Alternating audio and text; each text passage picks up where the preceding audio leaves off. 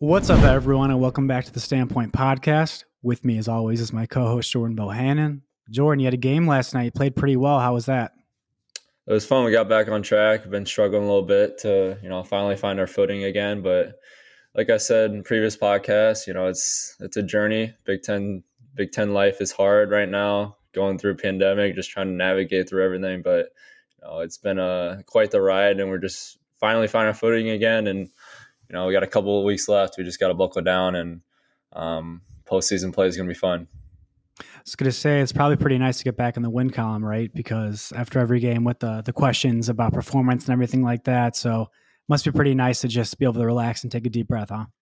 Yeah, I mean, it's a lot of people from the outside have been hit the panic button on us losing 4 of the last 5, but we've settled down, stayed positive, stayed together as a team, and I think that's been important. It shows a lot of what the character's like in the locker room.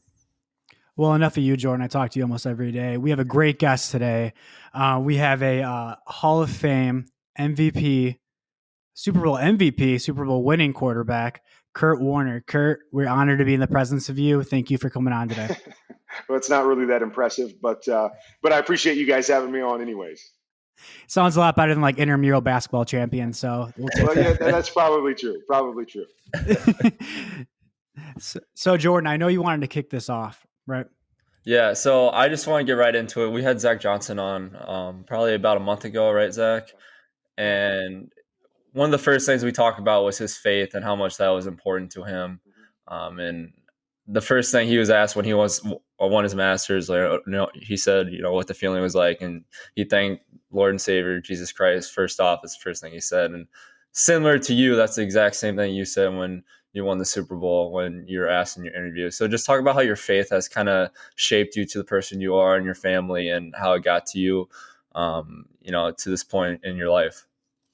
Yeah, Jordan, it was one of those things where I was raised in a Catholic home, but never really had the faith that I have now until much later in life. When I was growing up, I had the background, I understood the stories, I knew who Jesus was, but really, when I was growing up, it was more, okay, God's kind of here for me, right? Like whenever I need Him, whenever I need to pray, whenever I need to do well on a test or play well in a game, okay, now I'm going to go pray, and God's kind of like this genie that is up there that's going to kind of tap me on the shoulder and make everything okay. So that was how I lived kind of a big part of my life. That I always use the analogy that it was like kind of like my spare tire, right? You're driving down the road, and as long as nothing happens, we're all good, and we kind of navigated ourselves. And then when the tire goes flat, something happens. Now we pull out God and go, okay, now fix us and get us to our destination.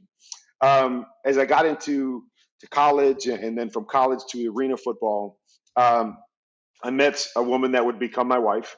When I was playing arena football, I had a couple teammates that really started challenging me in my faith. The three of them, were kind of hitting me on both sides with, okay, why do you believe what you believe? And and what are you here for? And what's the goal? And, where does it say that in the Bible? Just kind of challenging me. And, competitiveness, when you play at the level that you play at or that I played at, competitiveness was a huge part of who I was. So basically what happened is they just challenged my faith. And it was almost like a competition. Like, I believe this, you believe that. Why? Show me why. Show me why you're right. And in that process, I really started diving into the Bible for the first time and really diving into what my faith meant and why I believed what I believed. And, ironically, in those challenges that they laid out for me, I came to find out what they were telling me was more accurate than what I believed. And really, all you got to do is pick up the Bible, and you come to understand that that our faith is not about us at all. It's about Him, and it's about what we can do and how we can live and how we can impact people, for Jesus or for our Lord and Savior, and living that way with that perspective, as opposed to, okay, I'm going to chase my dream and then God's here for me. It was more, hey, I'm going to do what God needs me to do, and I'm going to make myself available to Him, regardless of where I'm at in life. And so it was during that time where, my faith was kind of flipped on its head. And, I look at it, and I'm so grateful now that I found my faith and came to understand who I was and what I was chasing after before I got to the NFL. Right. And I'm sure we'll talk a little bit about my journey and it's been a crazy journey. But I would not have been the same guy. From a character standpoint, from a faith standpoint, I would not have been the same player had I got to the NFL at an earlier time. There was a time of growth and a time of preparation in my faith that was through that time of playing arena football before I got to the NFL. And so when I got to the NFL, I was very focused on why I was there. Yes, I wanted to win. I wanted to be successful. I wanted to accomplish the dreams that I had set when I was young.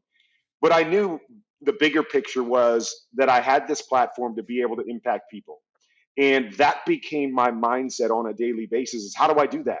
How can God use me? How do I make myself available to God in that situation? And that really became the driving force in everything that I did. Every interview that I did, every game that I won, it was, okay, how can I use this? You win the Super Bowl and you go, okay, never going to have a bigger stage.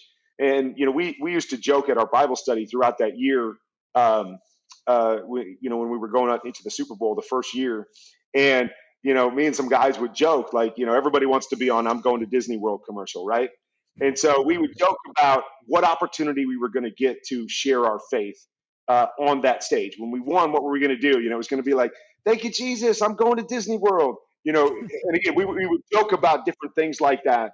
But you didn't know where it was going to happen, where it was going to come up. But you just had that in the forefront of your mind that, okay, when we win, when I'm successful, when I'm given something new, how do I use that to flip it and turn the focus back on what really has gotten me here, or really, and not even so much gotten me here, because, a lot of people hear that and they go, what, Jesus made your football, fly straighter, or your 3-pointer go in the bucket. No, we don't believe that. But what we understand is that how he's impacted us personally affects everything that we are and everything that we do. And that's why it's such a huge reason why we're on those stages and have those platforms. And so that was really the shift when I was later in life, and I came to the focus that, okay, my life is not about me anymore. It's about what I can do for him. And, and it was really just, to me, as much as anything, a mindset shift in, what this was all about, and what my focus was, and what I wanted to do, with this journey that I was on, or with my career in the NFL. And again, I want to make sure that people understand that that doesn't mean we don't have a drive. That doesn't mean we don't have an ego. It doesn't mean we don't want to accomplish things personally. But the goal becomes that when you see how you want to accomplish things personally, or you chase after your dreams, there's always the other aspect to it, that I want to accomplish these things. Yes, I want to accomplish them, personally, selfishly. But there's always another facet to it but more importantly, when I accomplish these things, I'm going to have an opportunity to use them to impact people for Jesus. And that really is to me where the faith came into this, this whole journey. Was it's there, it shaped me, it's reflective of who I am. But more importantly, it becomes the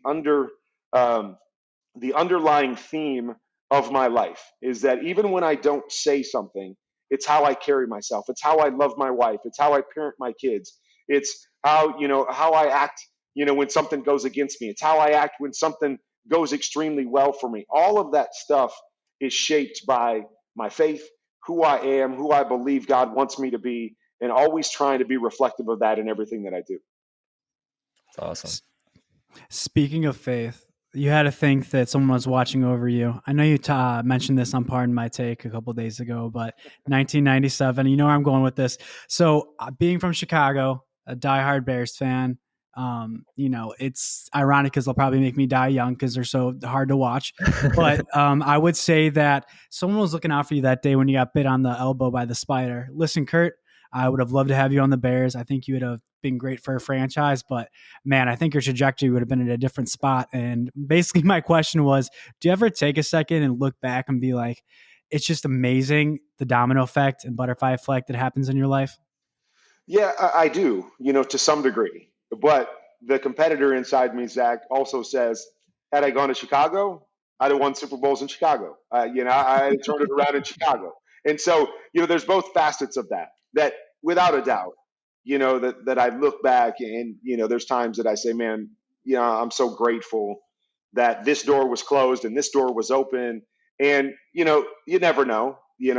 Being a person of faith, I think it's very easy to go, well, God closed that door and opened that door. And I'm not going to sit here and say that he didn't. But, I think sometimes people shut doors and people open doors and people give you opportunities and they see things differently. But yeah, I mean, there's no doubt that I'm grateful for, the journey that I had. And, going to St. Louis, the story you're talking about, that I had a chance to play with the Bears and that didn't work out. And 2 weeks later, I get signed by, the Rams. And obviously that was a perfect, great situation for me to kind of fall into right off the bat. Zach, we didn't talk about this on that show, and so you probably don't know. When I left the Giants a few years later, the Bears had called me about coming in as well.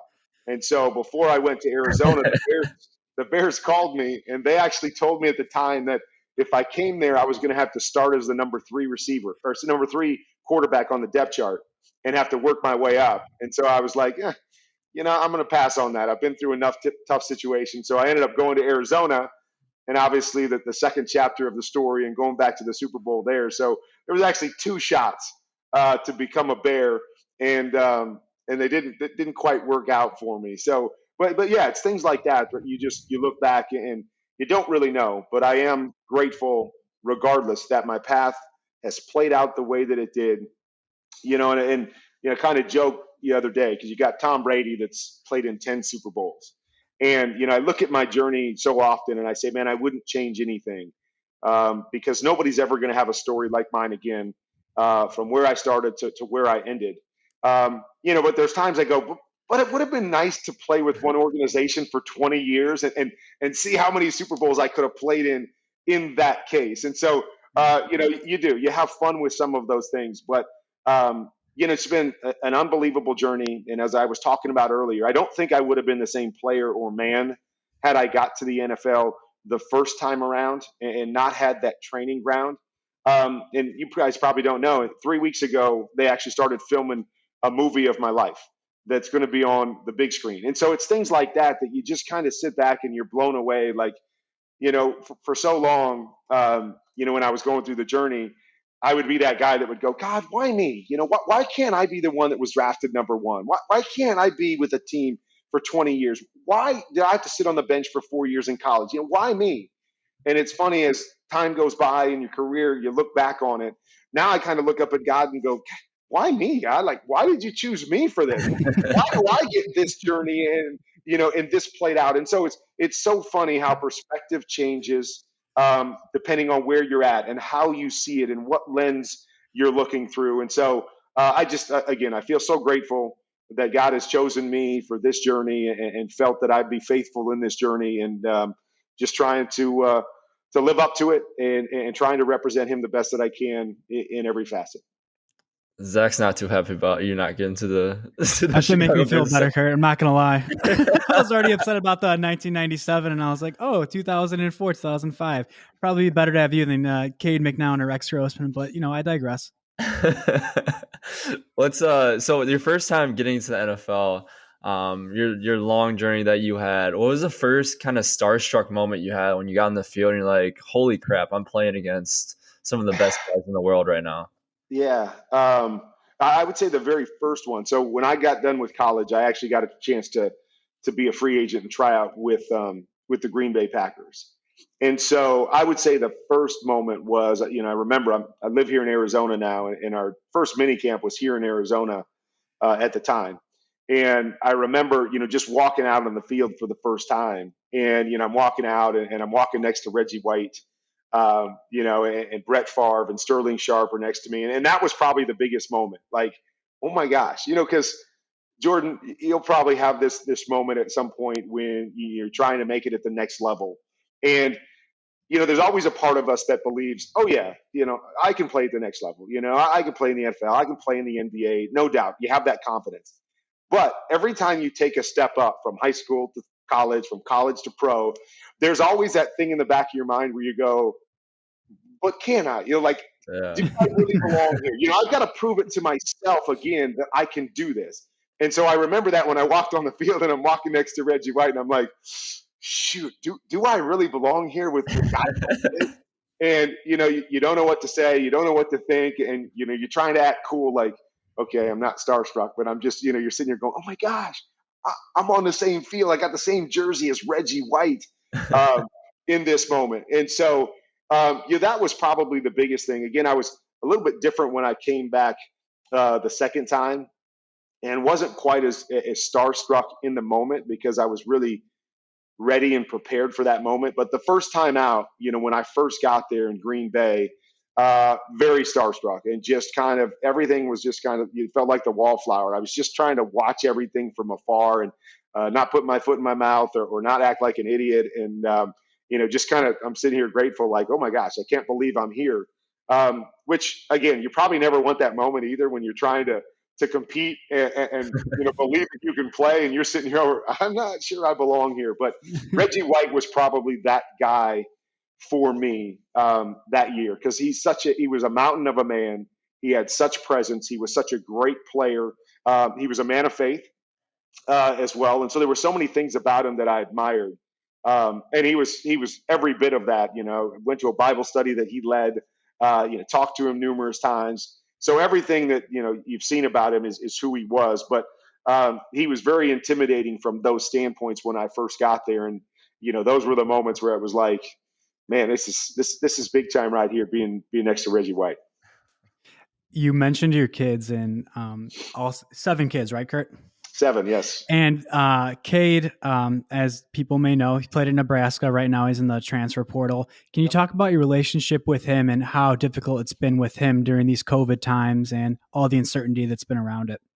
Yeah, I think that's been a challenge for all my kids in different ways. Whether it's my high school kids that, lack of a social life, having to do everything online.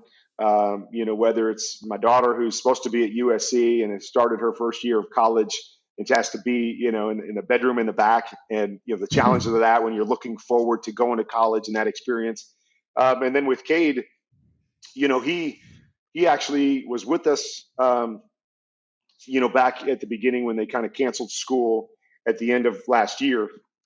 But then he went back to Nebraska, in the middle of the summer, because he had kind of assumed, like most people, season would go and back to off-season workouts and all of that. And so we have hardly seen him, in person since he went back, way in the middle of last summer.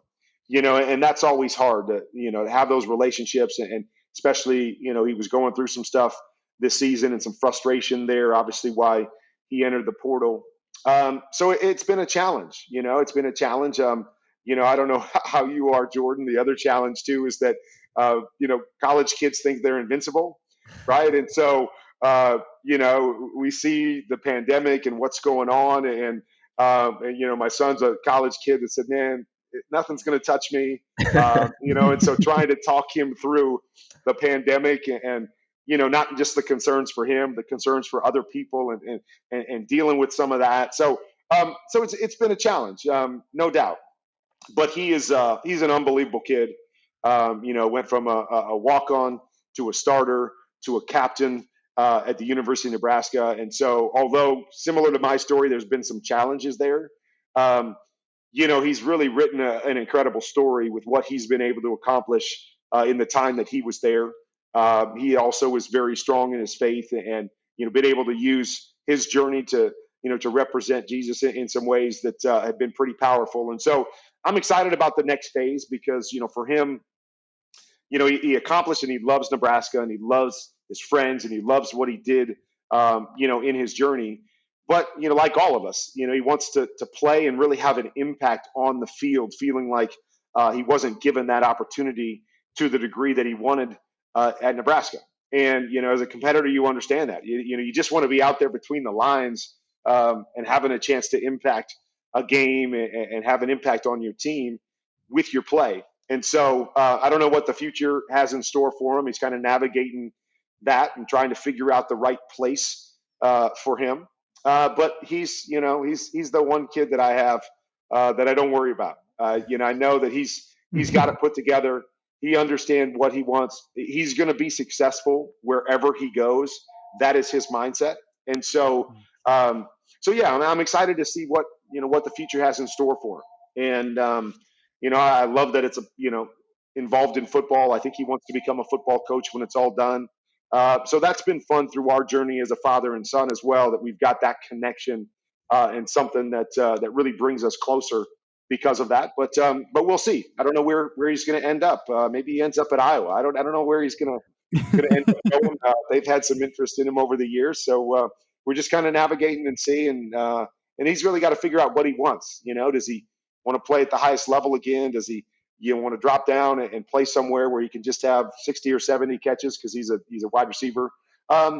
Figure out what he wants and then just go running towards it and see what happens.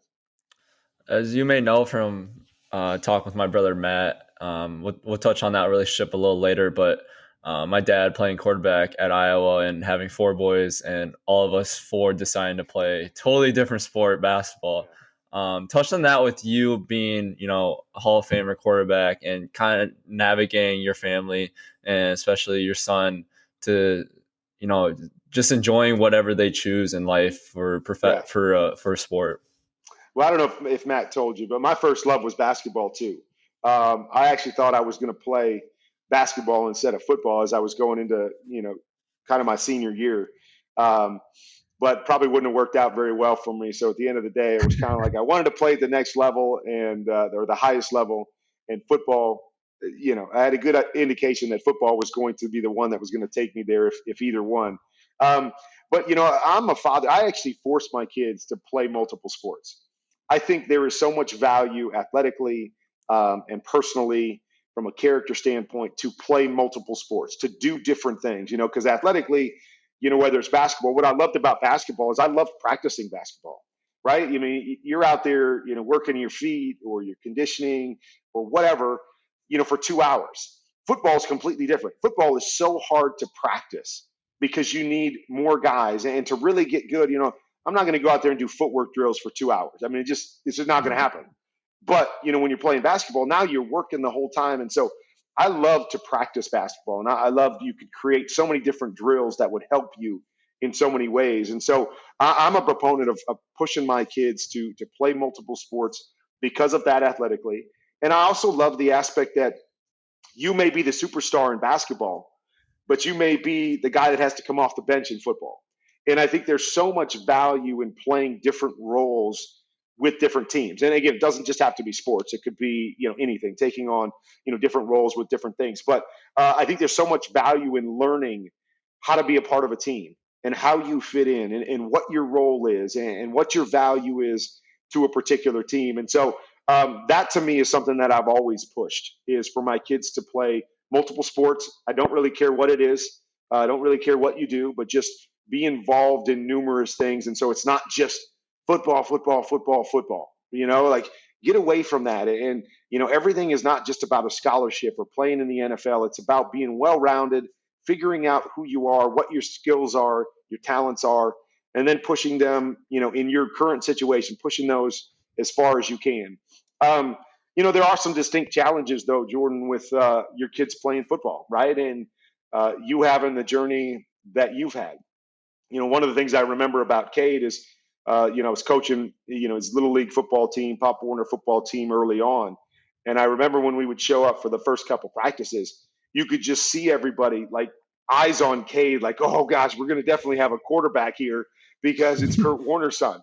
And I swear there were times that Cade would go out and literally sabotage it. He would take a football and he'd like throw it into a tree, or he'd skip it to a guy and just say, I don't want to be quarterback. I don't want to live under that scope that my dad was a quarterback. I don't want to go that direction.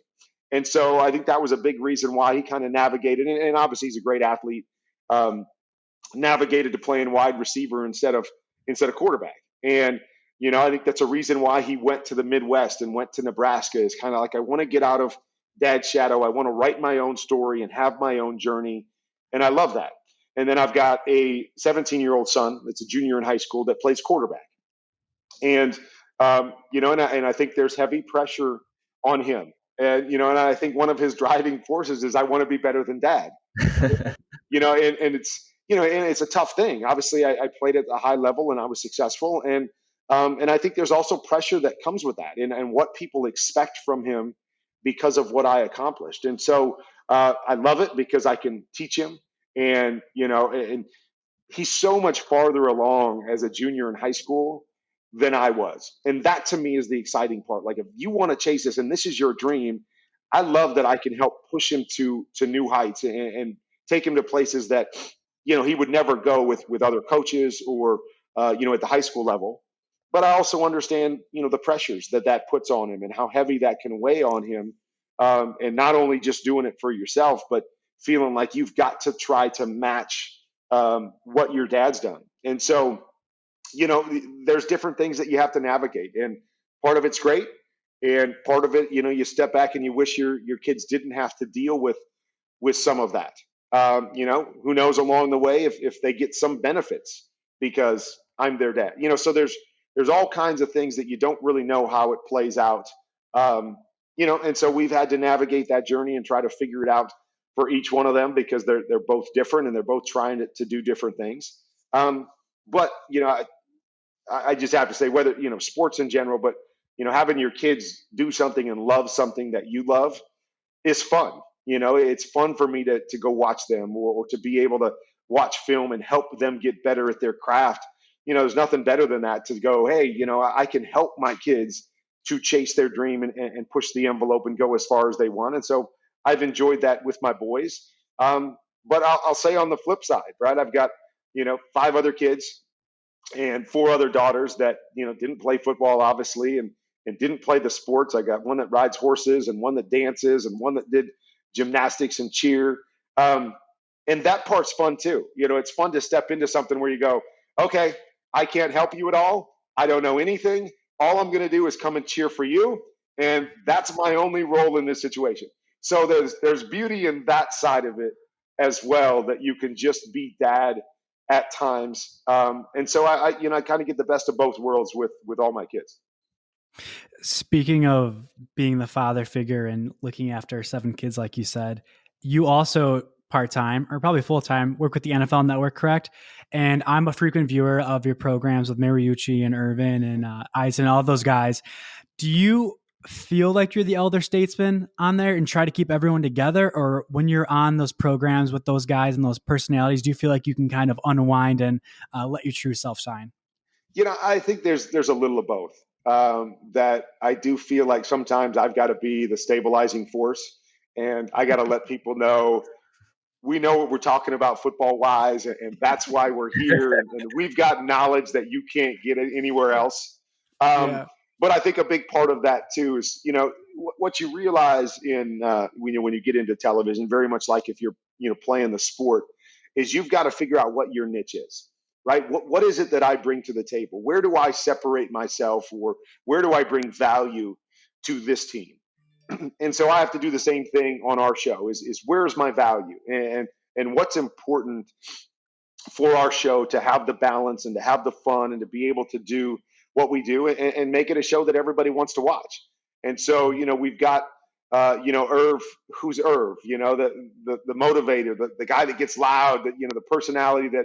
And sometimes you have no idea what he's saying. You just hear him screaming at you, and and it pumps you up. And then you've got the coach's perspective, and then I've got to kind of at times be in the middle, where there's times we do a 4-hour show on Sundays, and I mean, who wants to watch 4 hours of anything? So you realize that you have to do both. You have to bring what it is that you bring that's special. And so I do look at myself as the true football guy that is going to bring something different and a different take, and is going to teach you football.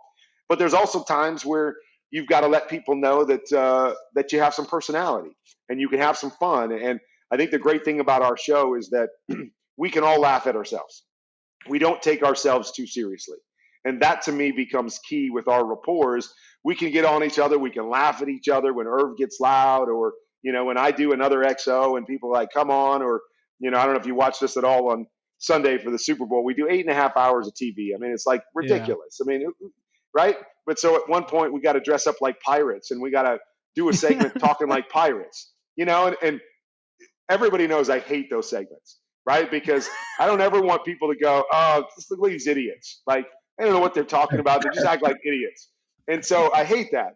But it's amazing how many comments you get from people when you're willing to do that. Like when you're willing to act stupid and try to bring something to the table and show a little personality. And so that becomes a big part of everything, and Jordan, you'll know this is part of a team, right? Sometimes you got to be the leader. You got to separate yourself. You got to be the one that, brings something to the table and a standard to the table about how we're going to work.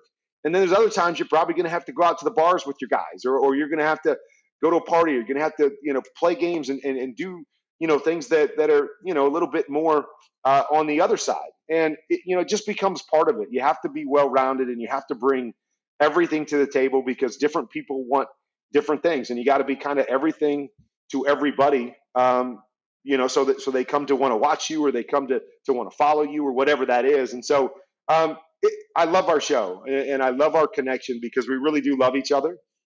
And I think that comes across on the screen, that we can be serious, we can be goofy, we can razz one another, or, we can compliment one another with our different skills. And so I really enjoy my job. I love that I get to have a gig like that and, and be able to talk football. And, that's one of the other blessings. We talked a little bit about my journey is that, kind of the route that I took, I got 12 years in the NFL, 15 years of professional football as a whole. And, you look at it like that and, Jordan, I'm sure you'd say to yourself, oh my gosh, I'll take that every day of the week, right? No matter how I have to get there, if I can get that, I'll take it. And now I've been retired for a decade and I still have a job in this field. Football is still giving me benefits in so many different ways, whether it's calling games or whether it's doing our show or, anything else. And so I just feel so grateful that I've gotten this much time and this game has provided me with so much, even at this stage in my life that I still have an opportunity to go to work every day. And I love it. I love what I do. I love talking about my passions. I'm still in it. And so from that standpoint, I'm just extremely grateful for what I had when I was playing, but just as much what I have now that I'm in, quote unquote retirement. Let's bring it back all the way to Iowa. We already touched on this a little bit with your relationship with my brother Matt, and when they were making their run in the NCAA tournament, you became very close with that team, especially with my brother. And he talks about you all the time about how cool that was to really form that bond with you and all the advice that you gave him during that run. So touch on, obviously you played at UNI and coming back and kind of witnessing that team play and being around my brother and his teammates and how cool that was to kind of experience it all.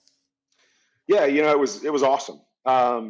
Because first I can always think back to when I was in those situations, right? And what that was like. And, I'll go to the NCAA tournament or whatever that may be, how big those moments are when you're in college, right? Very similar to some of the things that I experienced when I was playing in the pros. So I remember those moments. And, obviously it was my alma mater, but, the coolest thing to me about sports is the relationships that are built and the opportunity to be able to impact other people within the game. And that's what was so much fun about that run is that I got a chance to get to know, Matt and coach and some of the other players that were on that team. And, it wasn't just about, hey, come in and give us a pregame speech, which is fine and which is great. But the coolest thing is I got to take a little bit of that journey with them. I got to know them at different times and, be around them and build those relationships. And so you have the opportunity that goes beyond just, a speech. You get a chance to sit down and eat a meal with them. You get a chance to shoot them a text when you see something going on. You get a chance to, keep in touch with them after the fact. And that to me was the coolest part of that journey. And Coach Jacobson really kind of letting me in to everything that was going on. And, even starting with coach, I mean, we would have conversations about things that would go on during the tournament and things that happened and things that happened after the games. And that to me is the coolest part, is being able to share my knowledge and expertise and what I had been through with people that were trying to go through that and trying to get to places that I had gone. And that was cool. And I really just enjoyed getting to know the players, right? Not how well they shoot a 3-pointer or, how good they are in the block. But it was who these guys are and what their dreams are and what they're trying to accomplish and what their roles are in the particular moment, dealing with the successes and the failures, right? I mean, it was, the run that I was kind of a part of, they win a game, uh, you know, Jess hits that, half court shot or whatever it was to win a game. And so that's one way that they win. I mean, the unbelievable excitement and the runoff and, that moment and being able to be with those guys in that moment, then they come back the next week and they're up big and everything just falls apart and they lose a game that, everybody in that locker room says there's no way we should have lost that game. And so, the ultimate highs and the ultimate lows in that time and navigating through that and being able to build relationships with those guys through that was awesome. And as much as, I know Matt probably, talks about it or thinks about it, I think about that time too. And some of the guys that I got to connect with. And, I still, try to follow those guys where I can and shoot them texts every once in a while when they come on my mind and where they're at now and what they're trying to accomplish. And that to me was the most fun part of that ride, is that I was able to kind of be let in to be a part of that group to some degree. And I'm grateful for that. The awesome thing that Kurt did, Zach, I thought this was beautiful. Every time, so like Kurt said, he was big into basketball and he would go on the shooting gun. And I think you made 500 shots in the mornings or something like that for your conditioning. I would go through it. Yeah. Yeah. And he sent a picture to my brother, Matt, and Matt loved it. He'd always send it right back to my family. He's like, guys, look what he's doing this morning. This is the coolest thing ever, that he's sent me this piece of knowledge before in the morning. I thought that was beautiful. I remember what, somewhere along the journey that I heard about your brother and how he would go in and shoot so many shots in the morning, before classes and whatever. And so I had heard that along the way. And so, so that kind of just became something that was stuck in my mind. And as I said, I got a little gym at the house, so I still love playing basketball. So I'm like, all right, let's do this, So that, and again, I don't remember what it was, 300 or 500 shots or 300 makes or whatever. And so that became kind of my thing. I was okay. I'm gonna shoot this to him every once in a while. Make sure it's still in the back of his mind that he's working and he's staying on top of things, and that I'm kind of matching him here in Arizona. So yeah, it became kind of a fun little competition between the two of us. That was awesome. I'm happy you mentioned how you got to know the team more than an athlete and more than just the role on the court and who they are as a person. The whole reason why we started the show is because we wanted to pull back the curtain and show everyone that these collegiate athletes, professional athletes, they're real people, right? They're really good at one job, but they're real people, real emotions, and they have other interests, right, besides their sport. How important do you think it is for kids these days, even collegiate athletes, to not be so specialized or known for one sport and be able to branch out and have other interests they like to do, like Jordan with podcasting and speaking up for athletes' rights? Do you think that's important, or do you agree with other people who say it takes away from the game? I'm a big believer in being well-rounded and doing lots of different things. And, that's the funny thing, is that, it's so hard to say. And I understand the theory that, okay, if I go and do something else, it's taking away from whatever it is that I want to follow, basketball, football, whatever it is. So if I go and do another sport, if I go and spend time and have interests other places, well, then maybe that is affecting me negatively, or, it's taken away from the time that I could put towards something. But as I said earlier, that I think the more well-rounded we get and the more things that we do, the more that really shapes who we become and how we go about, our business. That I don't think I can learn everything about leadership from one role that I play, right? I don't think I can learn everything about successes and failures from one role that I play. I think, when I look at my career, the one thing that I look back more than anything and I say, man, it was a lot less physical and much more mental why I got to the place that I did. And so when I look at that and I say to myself, that to me is a big part of what you learn when you're doing other things, is it shapes how you think. It shapes your mindset. It shows you what you can and cannot do. Right? It puts you in situations where you're not as talented, So if I'm really good in football and I find myself somewhere else, and again, whatever that is that I'm doing, and I'm not as good at it, now I have to start thinking and going, okay, how can I be successful though? Like, how can I still win even if I'm not the best physically? And so to me, mindset always outweighs physical attributes, or I should say for most of us, right? There's a few freaks that you're going to meet that you just go, dude was touched by God, Yeah. in a way that, man, you just, LeBron James, like, come on, it's just, sometimes that happens, but that's not the way it is for most of us. So most of us succeed mentally, being able to, to shape ourselves and compete certain ways and find things out about ourselves or about situations that ultimately help us when we get between the lines, when we're dealing with different things. And so I think it's so important. I think my life, I learned so much from doing other things, and still to this day, learning those things. I still love to play basketball today because it's my competitive juices are flowing. And I love to invite guys that are younger than me, that are better athletes than me. And then I love to beat them, right? That's my goal, is that, okay, I'm not going to out jump them. I'm not going to outrun them. I'm not going to out quick them. But how do I outthink them, right? How do I beat them with mindset? How do I beat them with strategy? And that to me is what life is all about. Whether I'm on TV or whether I'm playing in the Super Bowl, that becomes the goal, is, okay, how do I make sure I'm successful in this moment? What is it going to take for me to be successful in this moment? And very few times is it going to be, I'm just better than the guy across from me. Like, I'm just flat out better and it doesn't matter.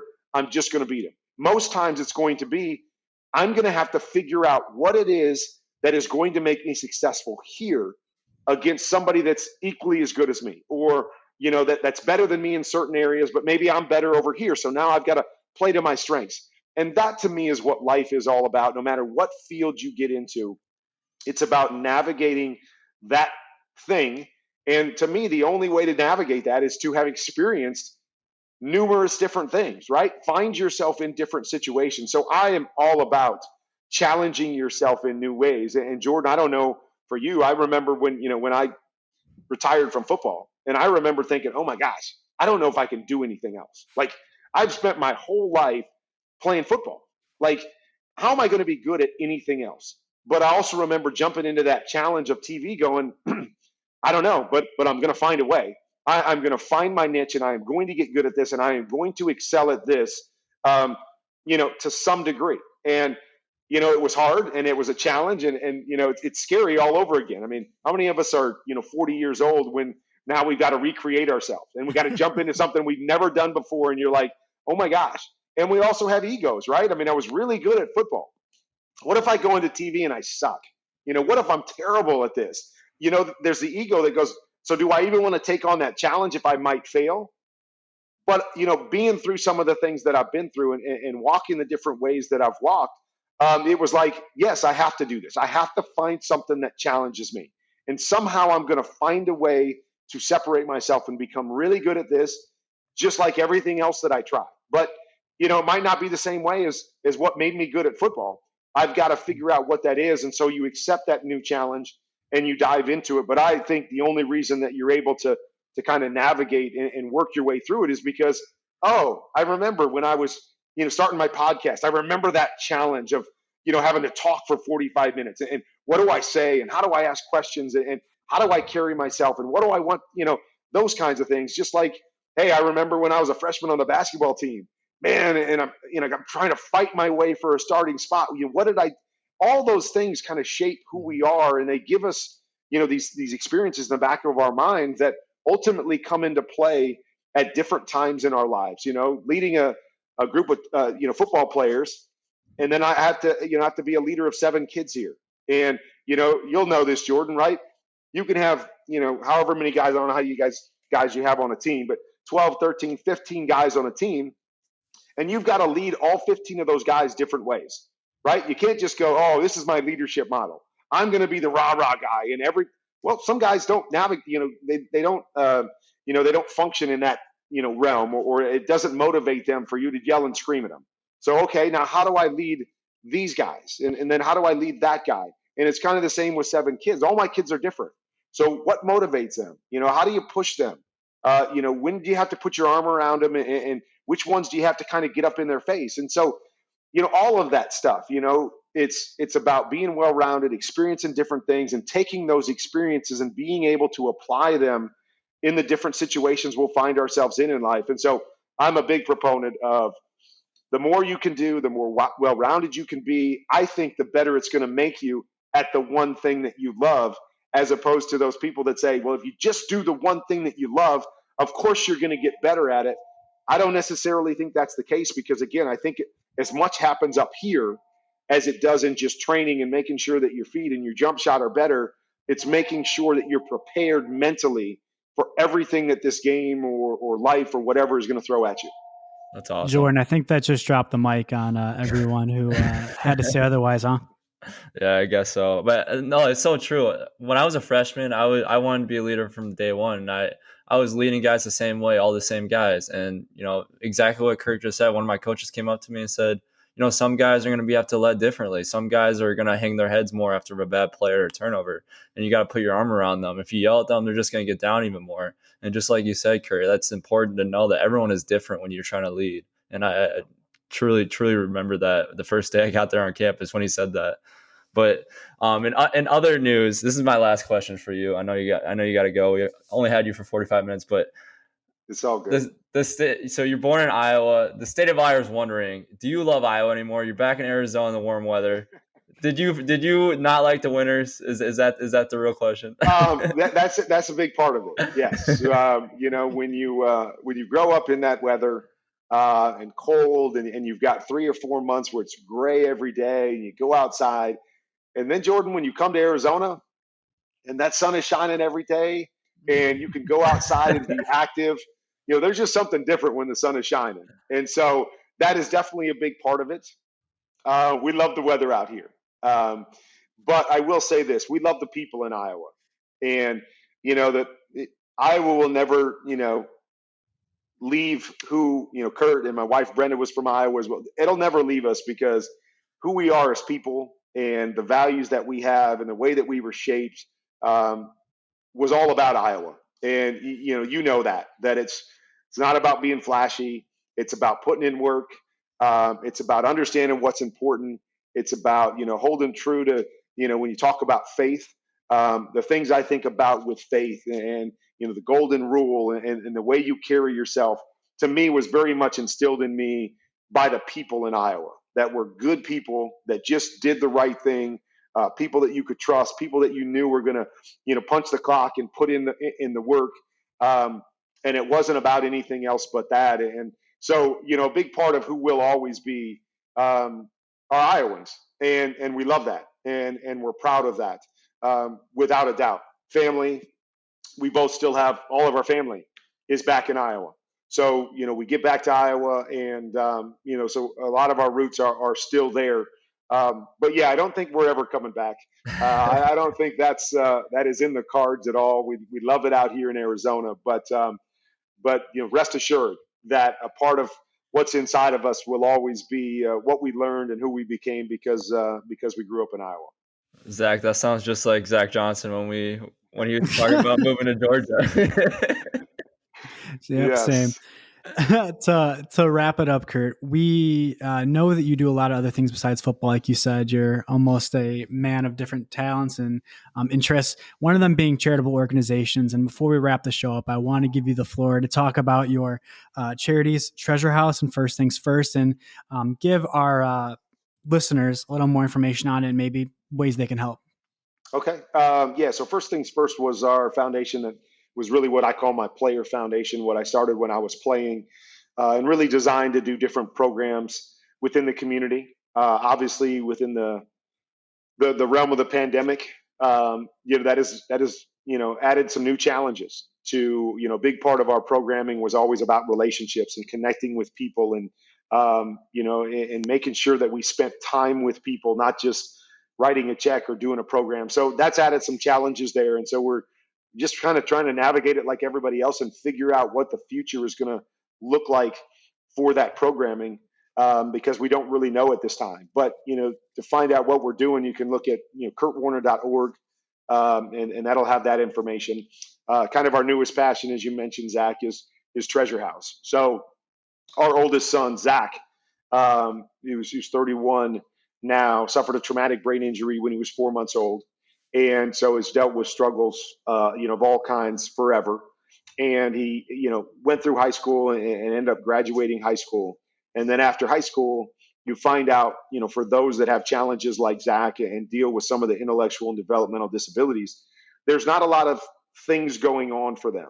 And so I think our thought was always, yeah, he's going to live in our house and he's going to have a bedroom in the back, and we're just going to do the best that we can for Zach, for the rest of his life.